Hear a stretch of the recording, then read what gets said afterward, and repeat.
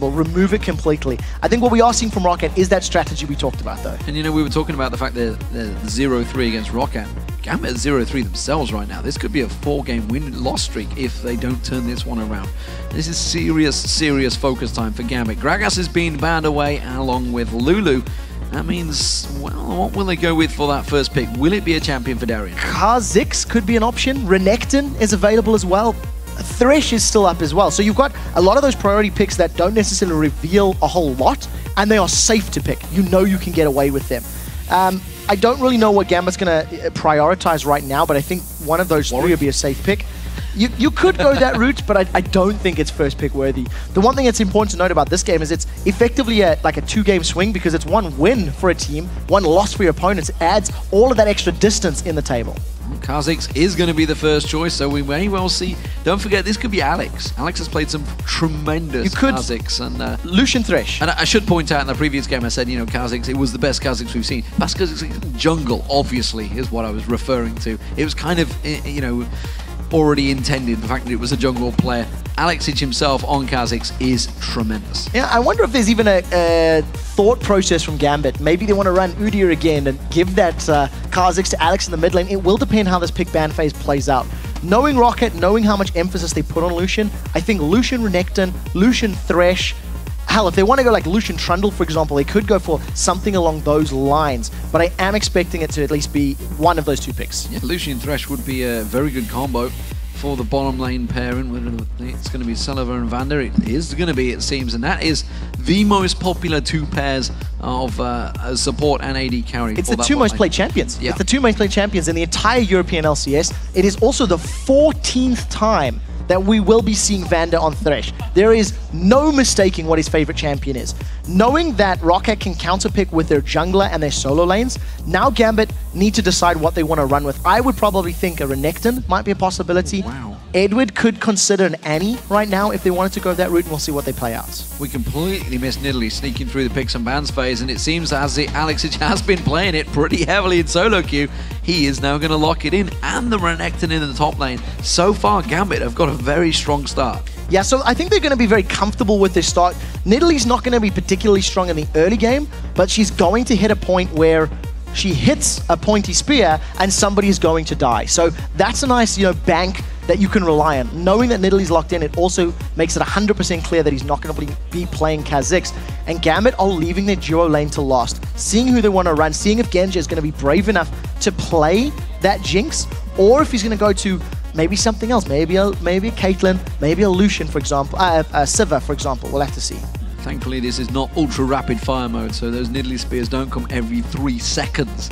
It's pretty insane in that game mode. As it is, we are waiting for Roccat to select, and well, a Lee Sin for Jankos would certainly be a very good pick, and it seems that Xaxus is going to have to plumb for Shyvana in that top lane phase. Yeah, and seeing how well Jankos played Lee Sin yesterday, I think this is a smart decision. In terms of your top laners, Shyvana is actually one of Xaxus's lesser played champions. He's played Renekton and Trundle as his 1 and 2. I almost would have expected a Trundle, but what I like about the Shyvana is you've got the mobility built in with your W, you work as a good dive buddy with Lee Sin, and you can get to that backline quite effectively. So we'll see how he plays out once we get to those team fights. Well, the only way to counter those death sentences is with a Black Shield, and Eddie seemingly relishing this one alongside Genja with that Caitlyn lock-in. Now the Morgana pick, I wasn't particularly a fan of yesterday either. When Gambit ran it against the Copenhagen Wolves, Morgana didn't offer a whole lot against the Gragas and against the Heimerdinger that the Wolves had put forward. Against Roccat right now, there's very limited crowd control, but there is the dive potential. So what I like about the pick now is when that Shyvana and Lee Sin and potentially Thresh jump onto Gambit, you throw down your Soul Shackles and you make Caitlyn's life a little easier. What I also like is their immense range. Morgana and Caitlyn should be able to bully at least a little bit against the likes of Thresh and Lucian on the chance that those Dark Bindings land. So there's going to be a lot of emphasis on landing those skill shots. For the rest of Gambit, it's pretty straightforward. Land a spear, land a Dark Binding, jump in with Kha'Zix and Renekton and try kill the targets. There is a champion that's been forgotten about this week, and it is Yasuo. And with the combination of Thresh knockup, the Shyvana knockups, the Lee Sin, or displacements rather than knockups I should say, this is a very good pick. And there is a lot available for Overpow to jump on with that Yasuo. Yeah, there really is. Now, I'm searching back through my notes, and this composition failed for Roccat the last time they tried it. They ran a Lee Sin Yasuo combination with Renekton top lane against Fnatic. This is about 2 or 3 weeks ago, and they failed miserably. They fell behind early. They had so much attack damage. If you look down the sides of Roccat, there is no magic damage at all. So if Roccat do not get a lead early on and make that wombo combo of Shyvana displacement into Last Breath from Yasuo, that's going to put them so far behind. We do see double teleports being hovered over, which they also ran yesterday, so they are going to be able to play the map and split push super effectively, because Shyvana and Yasuo are going to be able to control those side lanes very, very well. But would you argue this is maybe a poke with the pilt over the spears? This is what they're aiming for, but then again, they've got that gigantic tank at the front with the Dominus on Renekton, stopping anything coming through them. It is, end of story. And I think if that poke doesn't land, or if they are grouped up, the engage potential from that combination of Roccat can win for them, but they can't afford to miss anything. Well, as the players ready themselves, let's see how you called this game. According to the votes, it is 66% in favor of Gambit. So kind of not surprised behind that one. The Gambit force is very strong. Yeah, it really is. And, you know, at the end of the day, Gambit are still expected to perform well. They're 13 and 12 on the ladder right now. 0-3 down. We'll see if they can break that losing streak, break their losing spree in this matchup. You know, sometimes I really wish we wouldn't give those hand warmers to the players, because there's so often gifts get created from their movements as they try to warm themselves up before the game. Yeah, hopefully they can warm themselves up quickly enough, and then we can get into the Rift. There is still 4 more games after this one today, and I think for Gambit, the fact that they play against Fnatic at the end of the day, this has to be a game that they win, otherwise their mindset is going to be even more shot going later in the day. Here we go, ladies and gentlemen. Game 2 of Super Week, and, well, Game 8 overall. We are... Actually, I tell a lie, it's Game 7, isn't it? There's been so many games. We're not quite at the halfway stage yet. That's going to be the next match. For now, though, Gambit are playing as the blue team and looking like they're going to go for a standard defensive formation up against Roccat as the red team. Now, we'll see how Roccat play this one out. I think part of the reason that Genja is locked in as Caitlyn, and it is the first time we're seeing him on Caitlyn as well in a very, very, very long time, is because of the immense range that she offers and the built-in escape with that 90 caliber net. So as long as Genji is on point, if he can get away from you know, the knockups coming in from Roccat, along with that black shield preventing knockups actually happening, I think they're in a good spot. The power of the Morgana pick has gone up because of the all-physical composition here from Roccat. Yes, there is magic damage on Shyvana, but it's going to take a while to burn through that black shield. So what that means is Edward can pick one person in a team fight and say, you will not be hit by a full Yasuo combo, and hopefully that one person can help turn the tide of those fights. And also they have to pounce in, which is the main thing. Yeah. You got Lee Sin, Shyvana, Yasuo, they're all coming in to that Morgana who can just pop that ultimate and maybe try and lock some of them up. So in the laning phase, Roccat need to get a lead. They pulled a similar composition against Fnatic, like we've mentioned. They fell behind early, and they could never, ever contest or challenge under towers. The moment Roccat get pushed to their own tower after losing a few and rotating, for example, they are just going to get poked to oblivion. Void Spikes, Nidalee Spears, Caitlyn Peacemakers, as well as Dark Bindings, and they've got very unsafe wave clear. So we'll see how Roccat plays out this laning phase. It is imperative for them to win it. It is a late invade, and he's going for the blue, and of course Roccat already taking the blue buff of their own right now. We do see, looks like it's going to be Eddie heading up there. He's going to find out that Overpow and Xaxus already taken that one out. Overpow is going to get caught with a Dark Binding. Good bit of poke, actually. Good bit of damage on there. Force the flash with that Ignite there. So Xaxus already losing that Summoner spell. That's not bad play from Eddie there, but it is going to be nevertheless a blue buff taken from Roccat. It's not a bad play, and what I like is Genji is already on the tower. What we see from these early starts or these invades or trades is so often the duo lane doesn't actually push the lane out. So he's got all 6 waves, he's got solo experience, and he's already making Xaxus forced to lose those minions, lose that experience. And that is something that Genja has been guilty of so often, especially over at the World Finals in Season 3. as it stands at the moment, Gambit are going to go defensive, of course. It does mean that Diamond is going to be behind in jungle, let's not forget, because he's not going to get that blue buff of his own early on. That's going to create problems, and we may see Jankos trying to create advantages from that play. You can see he's already got himself a level advantage so far in the jungle. Well, we'll see if he can take advantage of these this weaker lane for Nidalee. He's coming in, does have double buff, lands a Sonic Wave. Manages to catch on towards Alexich. He's going to run away from this one, throws out that spear as well. The Ignite is running, but it's not going to be enough on him.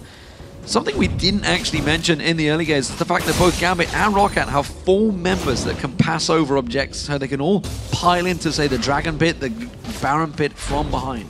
Yeah, I think with the mobility that both of these teams have, positioning is going to be so much more crucial. If Gambit are clustered at all, and they get hit by, you know, the Dragon's Rage or the Dragon's Descent between Shyvana and Lee Sin, any form of displacement is going to be enough to allow Yasuo to get his ultimate off. A Thresh Flay, a Thresh Death Sentence, all of those things are going to open up opportunities for Overpow, but he has to be on point. He has to be able to react quick enough and make it work. There is some serious damage going down on that bottom turret. The top turret is not taking as much a beating. Diamond's going to go up there and cover that one off alongside Darien. So really, it is all down to Gambit to get the pressure on this bottom turret. And not only that, something that I didn't take into account when we discussed the range poke and how Roccat are going to be so hard pressed to defend a wave, they will have a few seconds of respite when the wind wall is up.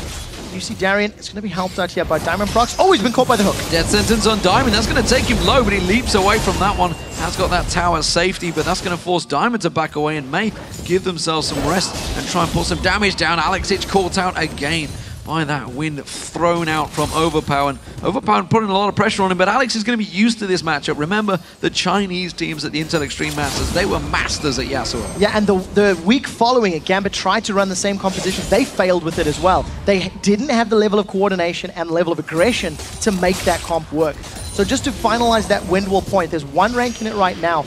It is a very high cooldown. It's about 26 seconds at level 1. So as there are minions and as there are some towers to block, it'll help. Overpow's a little overextended. Here comes Diamond. Yeah, Diamond's going to jump in. He doesn't quite get the claw. Very good block from Overpow as that spear comes out. Yeah, now, when we see them actually defending it, Overpow needs to pick the right time to use that wind wall. They're going to throw out Darien and he just sidesteps it. He's playing very brave and greedy. Very too greedy. He's gone down. First blood. It is Roccat and shock horror. Darien goes down. Yeah, that was just greedy. He wanted to stay in range for experience and for gold. And I think that when he dodged the death sentence, he didn't consider the flay, forgot about the ignite maybe, and just ends up giving a kill. So Roccat should be able to push that tower down if Vander sticks around. He's backed off. Celaver stuck around with Genja and Edward. They're a couple auto attacks away from taking the first tower of the game. Well, Xaxus came in, but it wasn't him he was aiming for. It was Jankos they wanted. They're going to take Jankos low, and they know once they force him away, Xaxus can get bullied out. Genja goes in, puts the last hit on the turret. First one for Gambit. Very smart play. Forcing down the wave, pushing Xaxus into a negative situation already. Now Gambit need to decide, do they want to stick in their current lanes, try hold on to that top tower, stick in their current lanes, and just farm, extend the laning phase, or rotate their AD and carry top lane to defend the tower and potentially push down the top outer turret. We will see Edward's already backed off, and it looks like he's moving bottom, so we may see standard lanes for the next few minutes. You see Darien returning to laying off for that second Doran's blade, so making sure he can keep that hits and be aggressive in that top lane. Obviously expecting to go against Xaxus soon enough. We'll see whether the rotations happen in the next few moments, but at the moment, Roccat going to keep that pressure down, and again, Diamond there to defend. Yeah, when Diamond and Darien both hit level 6, with the double Doran's blades, it allows them to get much more kill pressure on Vander and Celaver, but when Darien's taking free poke and loses a third of his hit points because of a good hook from Vander, it's never a good start. Eddie roaming up, he's going to get spotted by the ward though, so he's not going to get close enough. There is a ward in that bush which Eddie is stepping on. He's going to ward out his own, which will actually spot Jankos. Jankos saw that going down though, and wisely is going to go around the top bush. So it will end up being a 3-on-2 right now. Jankos has the option to dive. Darien has already been caught out once under the turret. doing the best he can to wave play. Here comes down. Oh, he's been hooked. Oh, he's been flayed, hooked, and now he's going to get drove in there. Dark Binding comes out from Eddie. He's going to try and run interference. Jankos is going to come round, though. It's an easy kill. He's taking damage, but now he's going to get locked up as well. Jankos can't escape this one. Taste of fear being used by Diamond. That's a kill for the jungler. So trading 1 for 1, we did see Overpow going a little aggressive onto Alex in the mid lane. Alex is going all in. Overpow's in trouble. I'm not too sure if this is going to be enough. Overpow may turn this one back around the barrier, and Ignite being used. Alexich with the spear does not land it, and Overpow happy to keep farming. Now remember, there is a heal on Alexich's side, so as long as he's got mana, he's going to be able to just sustain himself back up and stick around in this lane. Last breath is still available for Overpow. Look for a knock-up. Very dangerous play. You can see he hasn't quite got that knock-up available, Alex, so if he gets caught out, would go down to that ultimate, which is why he's going to get the help of Genja and back away to buy. We also see Overpow, he's heading back to base, so both mid laners are going to get their first big items. So we'll see what they decide to itemize towards. Overpow picks up the Zeal once again, as opposed to going for the Static Shiv. Obviously going to rush down that, as opposed to Average Blade, rather. Going to rush down a Static Shiv as his first item. Of course, with the passive of Yasuo, giving you double your critical hit chance. Static Shiv, crits in your Runes of Masteries, and Infinity Edge gives you 100% crit. So we'll see how quickly Overpow can hit that point. Until Yasuo hits a Static Shiv, and then maybe a BF Sword, he's actually not super terrifying, because he needs to land a lot of additional poke, and he can't 100-0 you without those items. So as long as Alex stays healed, he's going to be okay in that top lane. Xaxus does close out that top turret, so it is one apiece now, as Alexich actually moves in towards that top lane. He did just go up there to get the blue buff, but he's going to cover that one off as Genja and Edward return and go towards the mid lane. Both duo laners going to be in this mid lane as Celaver rotates up, and now it's going to be actually Darien versus Overpow in that bottom lane. Just trading around. I think that's actually quite smart, because Darien also got built-in heal.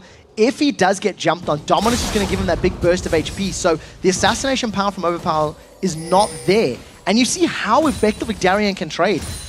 Overpow's relying on lifesteal Quints to sustain, and it's not enough. That's a big spear on Vander. Dark Binding does not follow through, though. Alex is rotating around. There's another spear on Celaver, and he's going to keep these going and keeping the pressure on. And that's the poke/siege power that Gambit has in their composition. Darien is going to get jumped on by 2 members of Roccat. Look for the Dragon's Rage into Last Breath. Good slice and dice, and Overpow actually getting caught out here. Oh, but the ulti's just close enough to catch on towards him, but he's going to get the support. In comes Diamond on towards Overpow. Overpow taken very low from this one. Hasn't got enough, and now Jankos in all sorts of trouble. Dark Binding lands. Diamond gets a double kill. 3-0 now on that Kha'Zix. Got himself a Lizard Elder. Because of the kills they've secured, it's going to allow Gambit to get the first dragon of the game. Nobody from Roccat can contest this, and that was perfect execution from Roccat to start the fight, but at the end of the day, Gambit have the support to end the fight. Diamond Senpai, please, I did not mean to criticize your Kha'Zix play, because Cotton X has been playing fantastically. Oh, and spear landed on Celaver. That's going to force Roccat away from this mid turret. Yeah, it does appear that Diamond's off forever, and we'll have to see if he can keep chasing Roccat down. Gambit going to continue to set up the siege. They've got great range, they've got great damage to force towers down, and with the attack speed bonus that Nidalee's heal gives, it's going to speed up the rate at which Genja's auto attacks can drop these towers. So Gambit looking good in the opening few minutes of this game. We're just approaching towards the second turret of the game for Gambit here. Roccat going to look to defend this one. Not too sure if they've got enough though. No, they're going to have to step away from it. It will be the second turret of the game for Gambit. So Gambit now just needs to grab Genja and Edward, rotate them towards the top lane, take that last outer turret.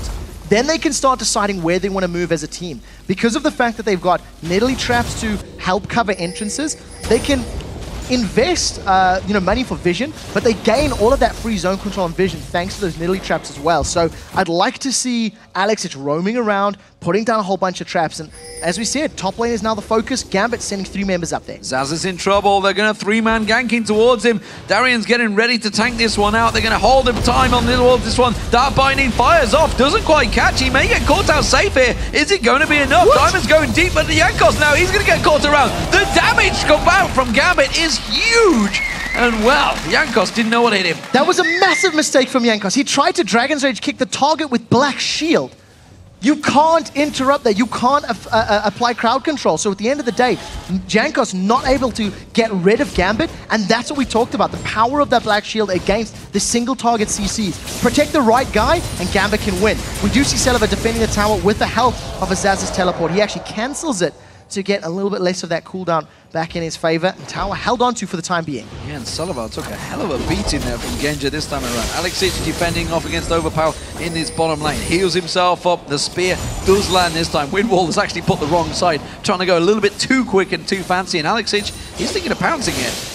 Yeah, I don't think there's real kill potential. Overpow should be able to at least dash away. And you see the burst that comes out, you know, from just a couple of auto attacks. Overpow, realizing he's a bit overextended. There's no wards in the river. And that was just sense that, hang on a minute, Nidalee's going aggressive on me. There must be some support around. So he backs off, has got Jankos to back him up if an engage were to happen.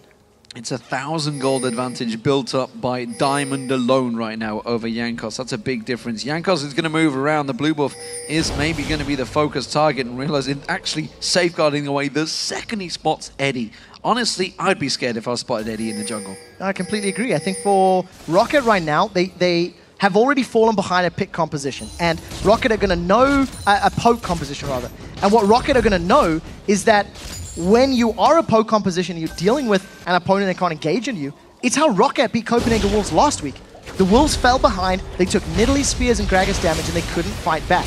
Now the moment a spear lands, or you know, a dark binding catches you, all of a sudden that person is in kill threat. Edward kills out that pink ward. Well, Static Shiv completed by Overpow a while back, and he has actually backed away from that bottom lane. Darien was heading down there to maybe keep that tower secure, and at the moment, Roccat, as we've seen many, many times this season, if they lose that lane phase, are in trouble. And against a poke comp, that is only doubled. Yeah, I agree. And because it's a poke/siege with Caitlyn, it's just going to allow him to get this tower down very, very quickly. You'll notice that Alex just picked himself up a Morellonomicon as his first item, and it gives mana regen as well as cooldown reduction. And I think the reason he went for that over Athene's and Holy Grail is there's no magic threat. You tend to go for Athene's because the challenge gives you decent MR, at least reduces some of your opponent's damage. There is none of that to reduce, so Morellonomicon will do a similar job, and it just gives Roccat, they've lost a buff, they've lost a top tower, they're going to probably lose a lot of HP in this top inner turret as well. Well, I mean, against the, like I say, an all-armor threat, those Grievous Wounds are going to be working out as well, so it's going to keep that damage dot ticking as well. The spears, every time it lands, it's going to apply that small dot, cause the problems for them. Down that bottom lane, look at this, a jungler equal in level up against the mid laner and actually going toe-to-toe. He's got himself 4 kills, Diamond, and why not? Yeah, it's the same, you know, it's what we mentioned, the problem with Yasuo. He needs to have Infinity Edge and Static Shiv. When he has both of those, then he is a threat. Then he can blow somebody up. Right now, he's still 1.5 miles away from that. Gambit, with their 3,000 gold lead, they put damage in the top turret.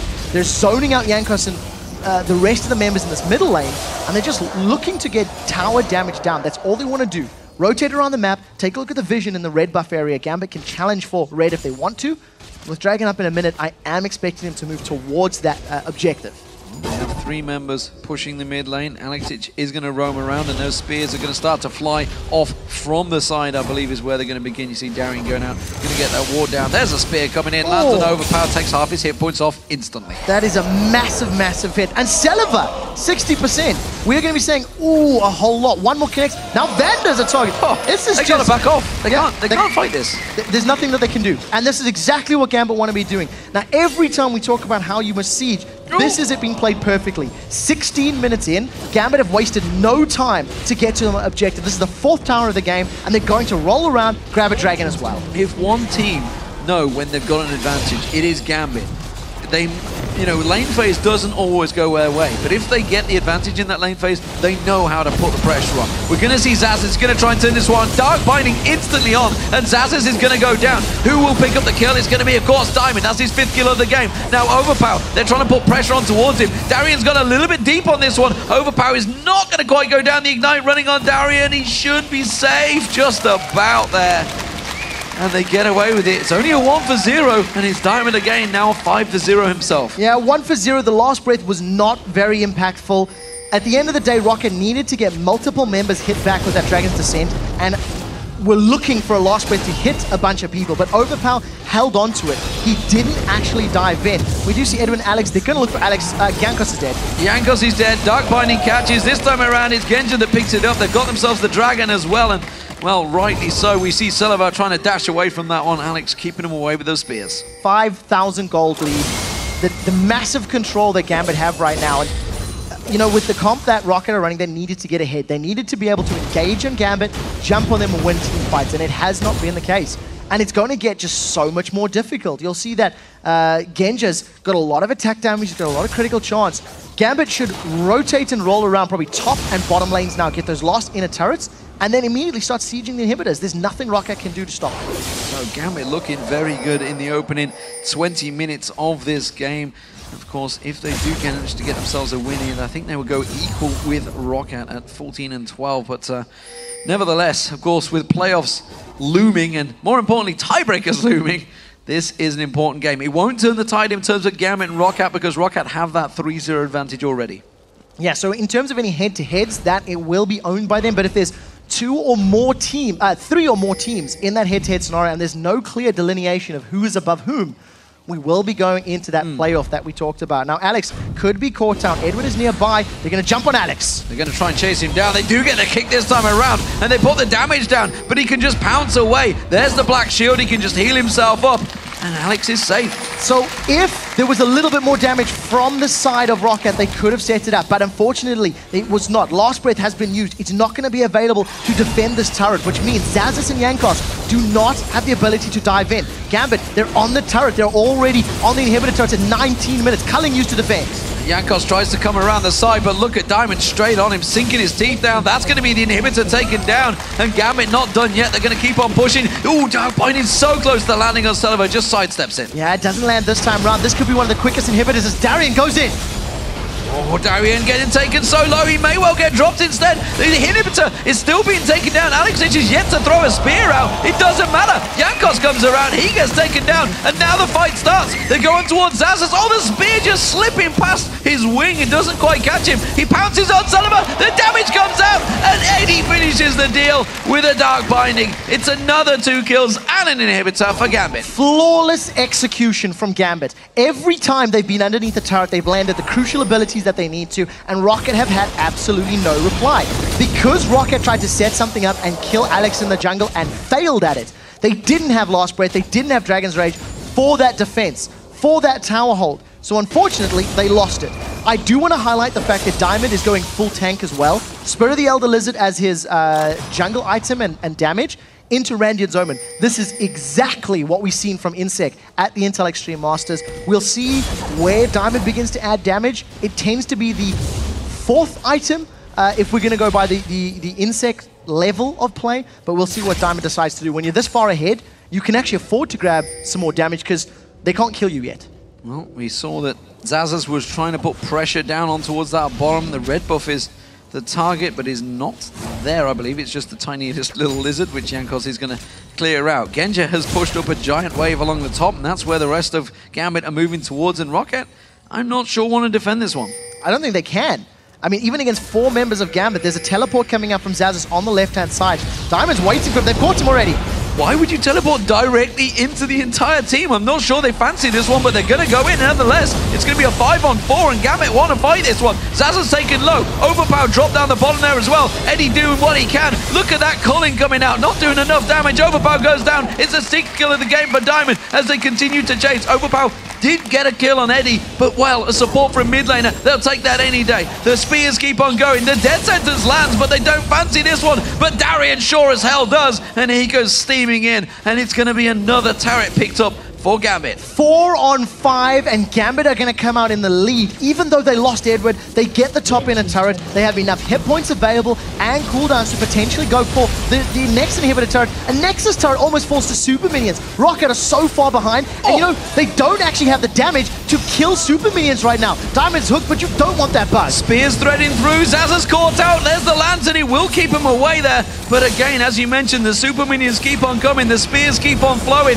Xaxus getting pounced on. Diamond fancy in this one. Tries to pull him out. Overpow goes deep, but it's only on Alexich. And look at Darien running defensive duties. Vander being kept away. The spears keep throwing through. Darien tanking up every single patch of damage from Roccat. The spear not quite enough on Celaver there. And it's another inhibitor gain. Super minions back on the Nexus. There is so much armor on the front line of Gambit that Roccat cannot get through it. I highlighted the fact that when super minions are pouring down the lane this early on, AD carries and like AD assassins just don't have the damage to deal with him quickly enough to clear the wave and then defend the objective. So Roccat are so far behind. It's 10,000 gold, in addition to the fact that Gambit's composition can negate all of the pros that Roccat have.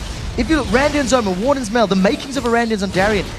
Zonya's Hourglass, Alex said, he can even, get away from their last breath burst. He can get away from the damage Roccat are trying to land. And Genja leading the charge every step of the way. This is free farming for him, honestly. He's keeping that farm going, keeping the last hits going, and he just keeps on pushing those towers. The rest of the team reacting to his play and moving on around. That bottom call is the next target. They're going to do it by the numbers and take all the inhibs. I would say this is one of the most flawless performances we've seen from Gambit all split long, and it's counterintuitive. It's not the type of composition you associate with a team like Gambit. They are playing to towers only. Yes, they have secured 9 kills, but that's because Diamond got ahead early and he's chasing them down.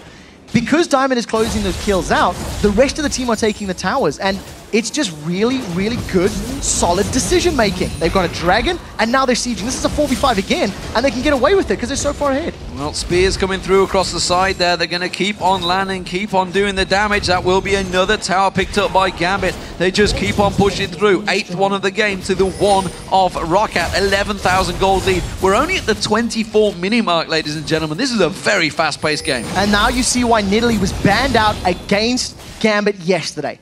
The way they are playing with Caitlyn and with this Nidalee is absolutely perfectly. Now, Gambit are sieging up their last remaining inhibitor turret.